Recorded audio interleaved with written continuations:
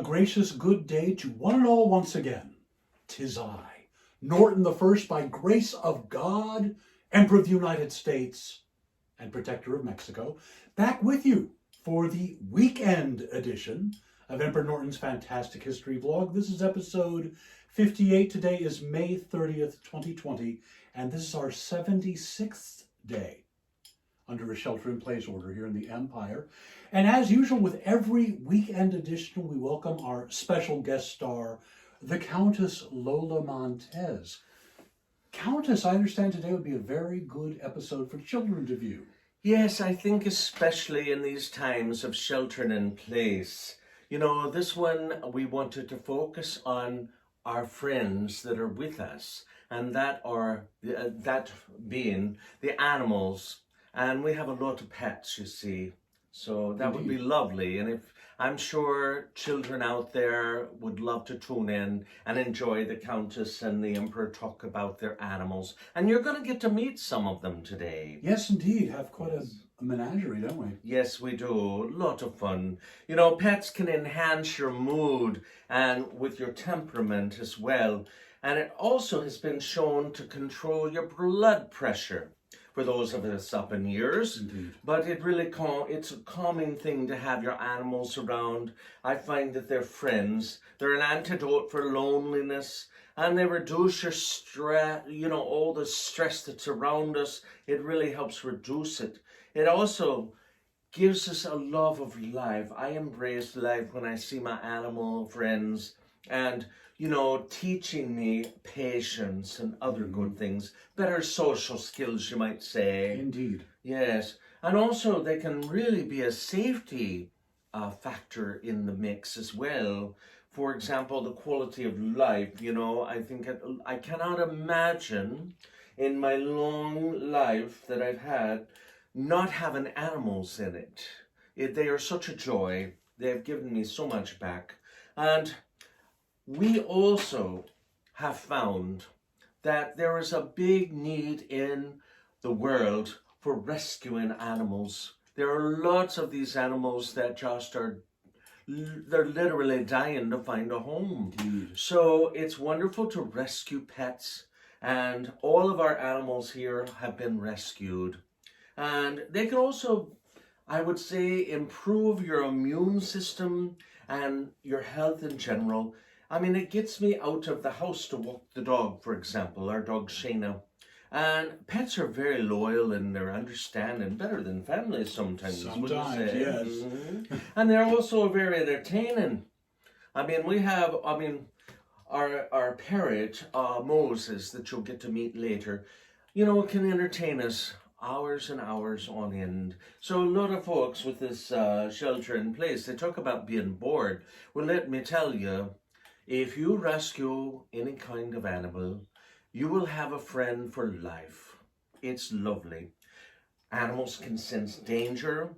For example, my dog will bark anytime anything comes to the front door, lets me know what's going on, and will growl. The bird will squawk and flap its wings, and that sort of thing could save us in a fire, actually. Indeed. Alert us. And then I also heard a story of a person that had a pet snake in China, and the pet snake would actually sleep on the bed with its owner, Really? or with its human.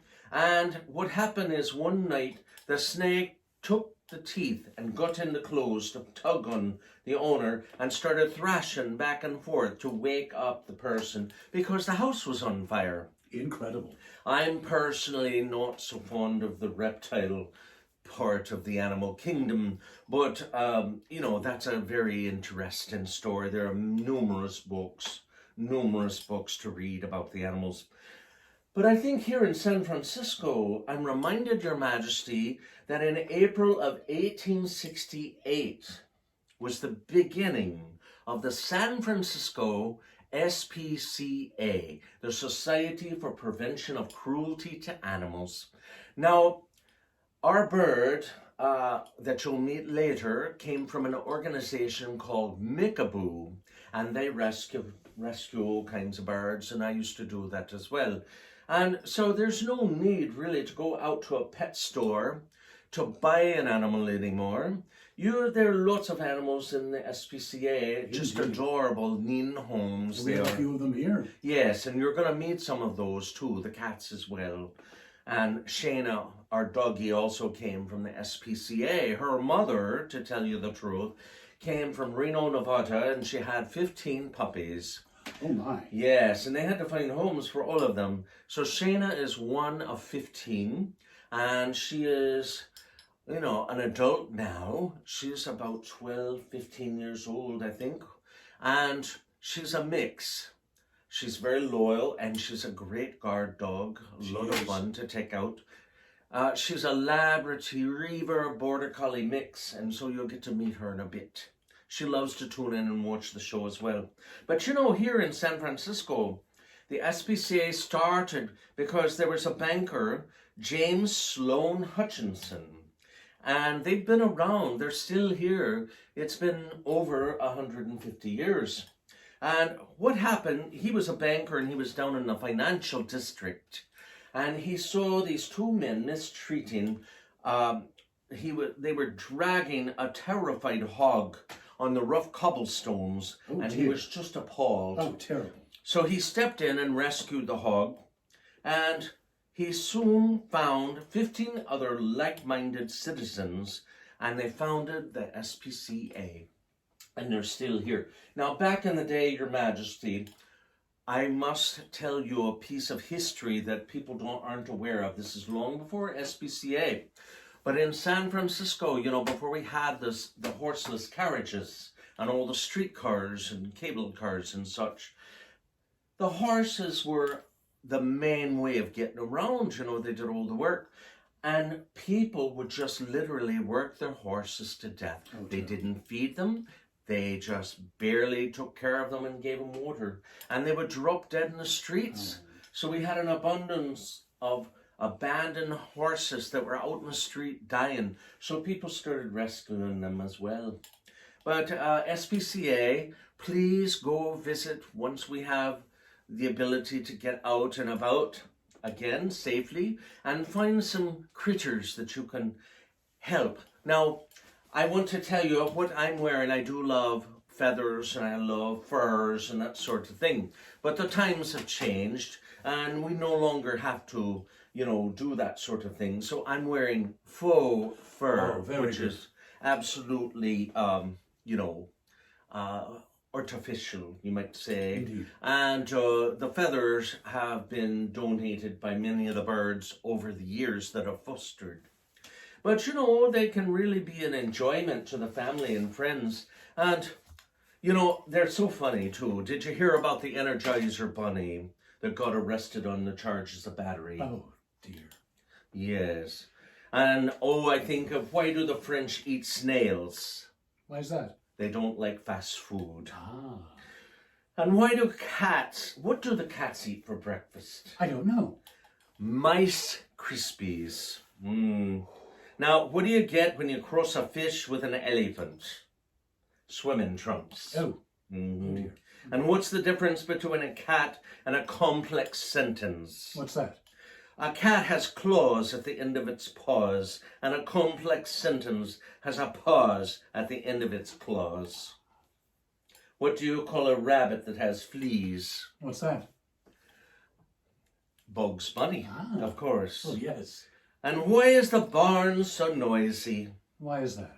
Because the cows have horns. And what has more lives than a cat? What's that?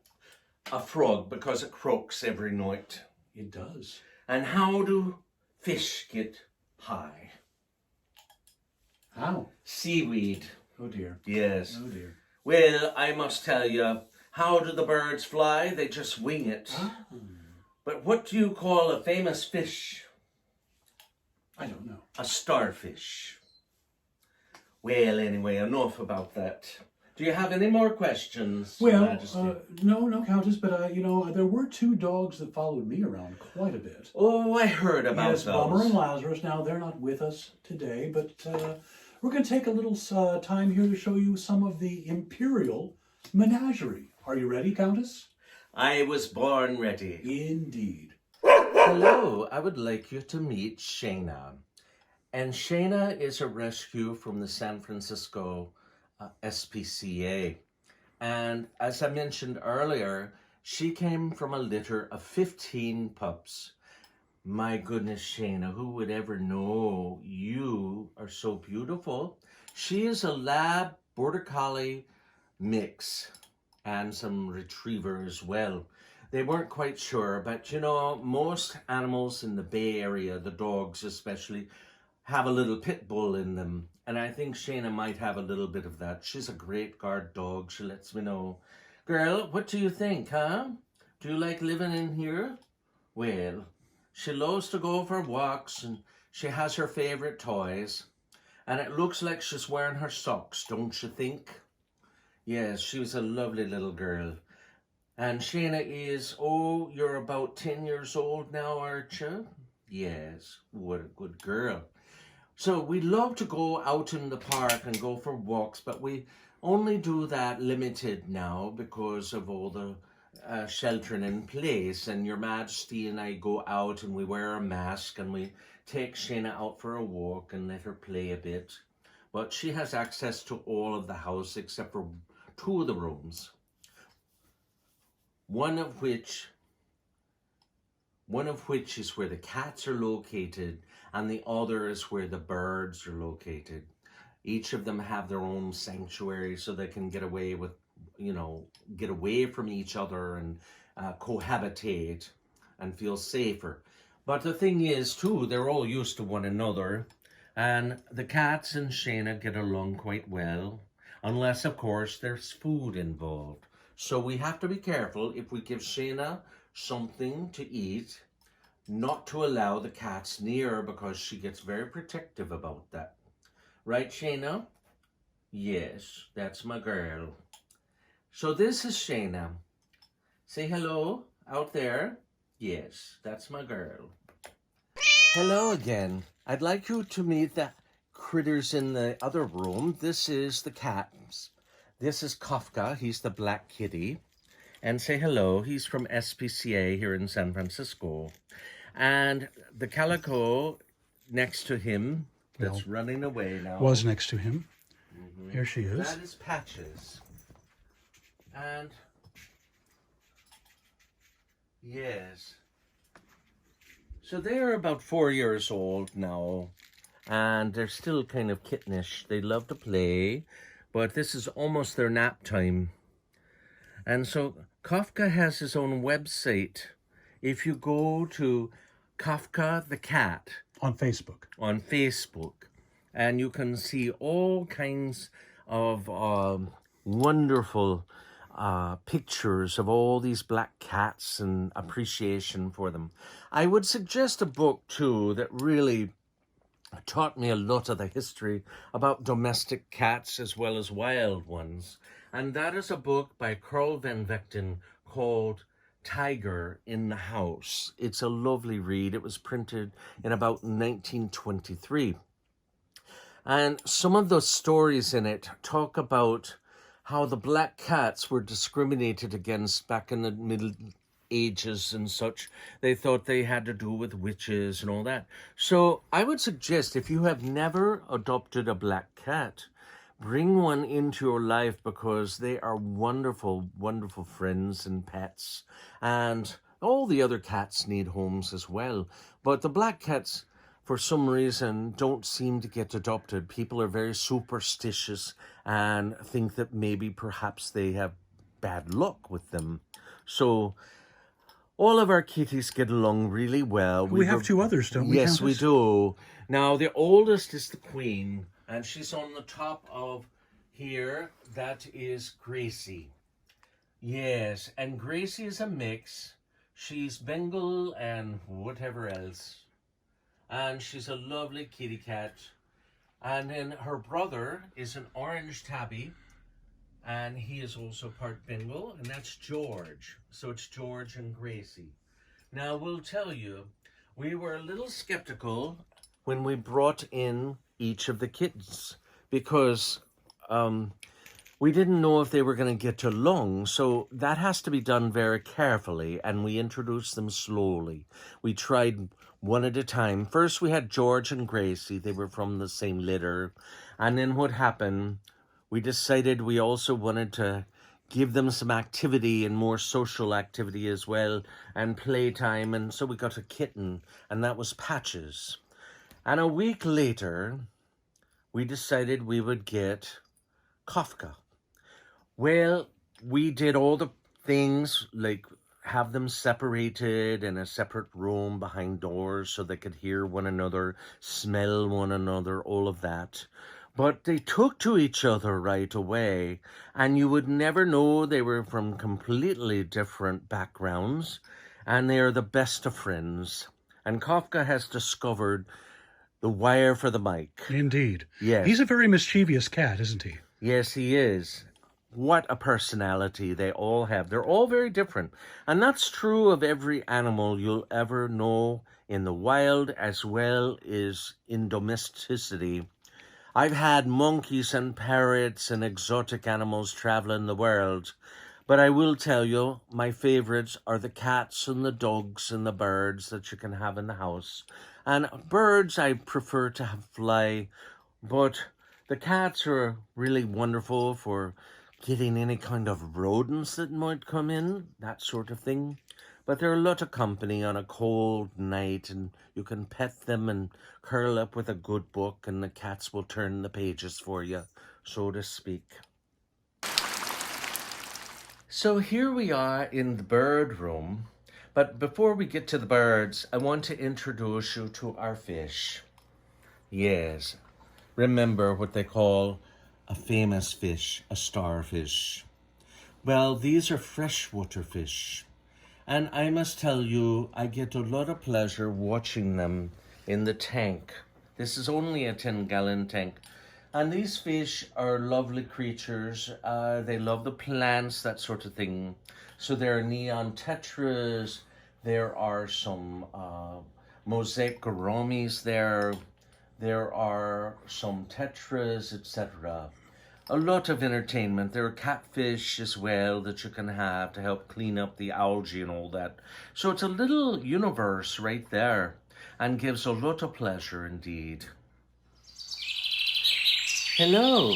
So this is Natasha and Boris. And I will tell you, there's a wonderful organization, as I mentioned earlier, called Mickaboo. So you can look that up on the internet, and if you don't want to take any animals home with you, perhaps you can go and help out, rescue. There's a whole variety of things you can do to help out, or just simply send them some money. But the thing is, too, I was a foster parent for quite a few years, and then what happened, some of the animals needed permanent homes. And so Boris and Natasha are quite young. They're a lot of fun. And so they give a lot of pleasure as well. They tweet about. Now in this room, the cats are not allowed to come in unless I'm here supervising. They have never as yet tried to come near these animals, except for Moses the parrot. And I'll tell you that story later. Because, you know, Moses has quite the beak and actually bit one of the kitties on the back of the tail. And that kitty took off like it was no tomorrow.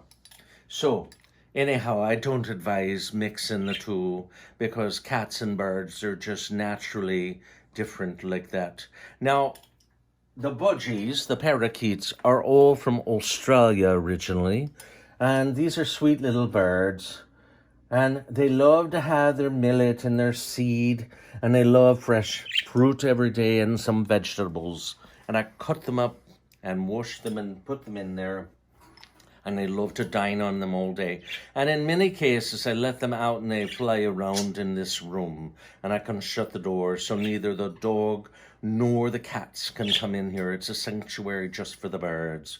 And there's lots of light in this room, as you can tell, with plants and all. Of course, the plants, you have to be careful. Some are very toxic to birds and other creatures too in the house. So no ficus trees, that sort of thing.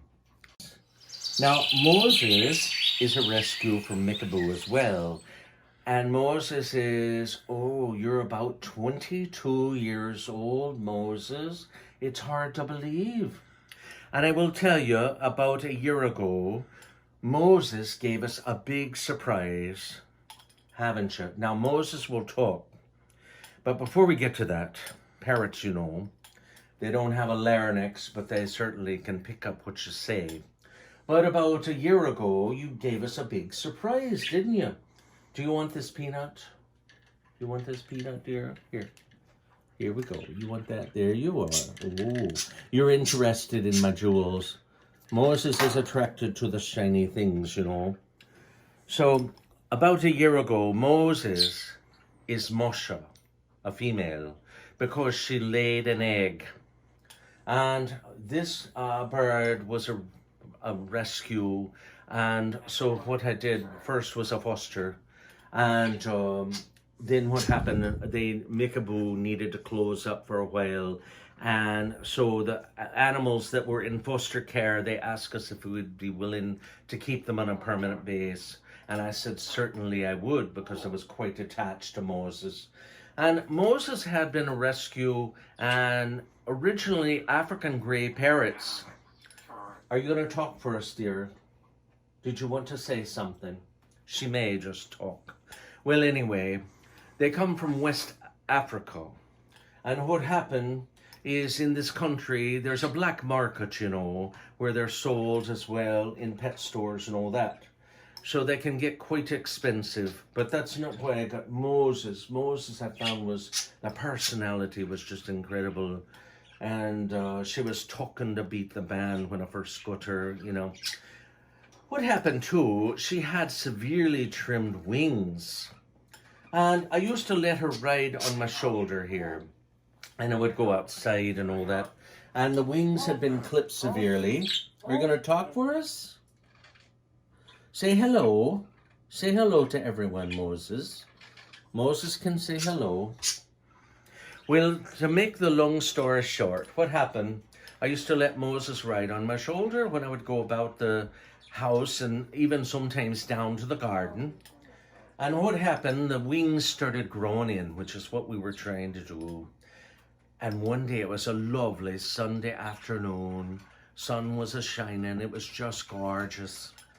And Moses turns and looks at me straight in the eye and says, ha, ha, ha, ha, and takes off flying. Flies away. Gone, gone, gone. Well, I panicked. Yes, I panicked. So what I did, I went to search. I went to every neighbor. We live on a hill. And I went all the way down the hill and I'm calling, Moses, Moses. And people thought I'd lost my mind. Well, I called some friends at the rescue and I said, what do I do? They said, well, just keep calling and go out and spread the word. Well, to make a long story short, we put out all kinds of notifications and everything. And 3 days later, I got a phone call from the SPCA. And it was Officer Hoffman. Thank you, my stars. Officer Hoffman. Remember Officer Hoffman, Moses? Officer Hoffman says, are you the owner of a grey, an African grey? And I said, I certainly am. I lost it. Is it okay? And, oh yes, the bird is okay, but you know, these are valuable birds. How do you know that this bird is yours? And I said, well, it's probably one of the few African greys that can say, you big old queen. Well, with that, that's what you had said. It saved your life. And so we got together and I brought Moses home. So you're quite the miracle, you are. You know that, right, dear? Yes. Now, do you want to come out and play? Oh. What? What are you doing? Were you busy? Were you busy eating your peanuts? Well, all righty. Well, you'll notice that Moses is molting on her breast. And that's a tendency after they've laid eggs. So that will come back. Now, a lot of animals, especially birds, will start picking at themselves. But that has not been the problem. You need to give them plenty of activities and things to do. And I have puzzles in here for Moses that she can go through and get a peanut out, but she has to fit it through the holes, that sort of thing. So it's very important to occupy them. Right, Moses, are you entertained? And you noticed she is all grey, except for the black at the end of the long wings and then the tail, which is significant. They're all red. Very beautiful. You are a beautiful, beautiful bird. Can you say that? Say beautiful, beautiful. Oh, say beautiful. Are you starstruck? We have to be careful. We may have to censor her because she does say some choice words as well. So I hope you've enjoyed meeting Moses. Say goodbye.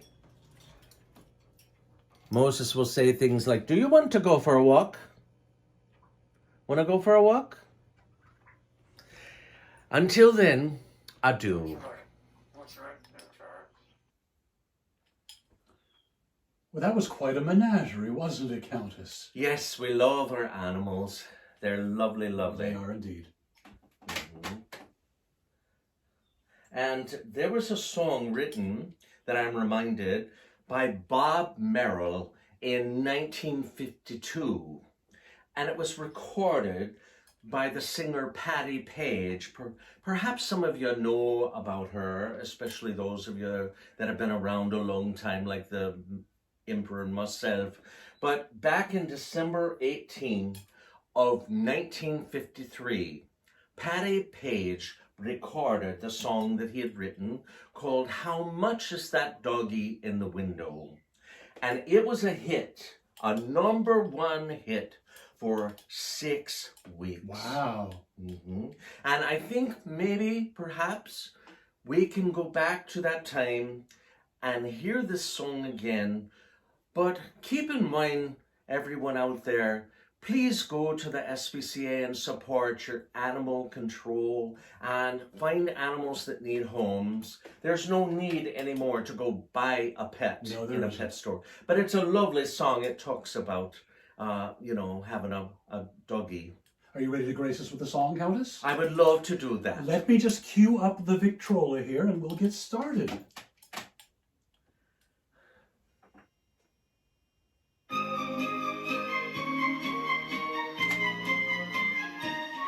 How much is that doggy in the window?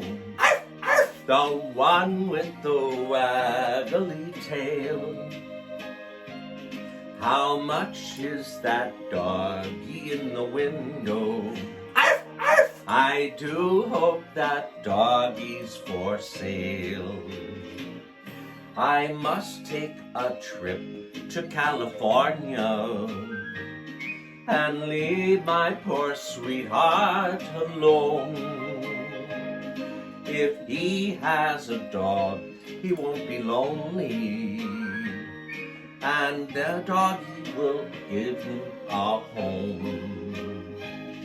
I read in the paper there are robbers with flashlights that shine in the dark. My love needs a dog to protect him and scare them away with one bark. Arf! How much is that doggy in the window? Arf! Arf! The one with the waggly tail. How much is that doggy in the window? Arf! Arf! I do hope that doggy's for sale. I don't want a bunny or a kitten. I don't want a parrot that talks. Well, then again, I don't want a bowl of little fishies. He can't take a goldfish for a walk. How much is that doggy in the window? The one with the waggly tail. How much is that doggy in the window? I I do hope that doggies, I do hope that doggies, I do hope that doggies for sale. Well, that was lovely, Countess. Thank you. And that wraps it up for this edition. Until we meet again, stay safe, stay healthy, stay inside, be kind to your furry friends, be kind to one another. And howl a lot. Wear a mask if you're going out. And be kind to one another, as I say. Until we see you again, a gracious good day. Howl.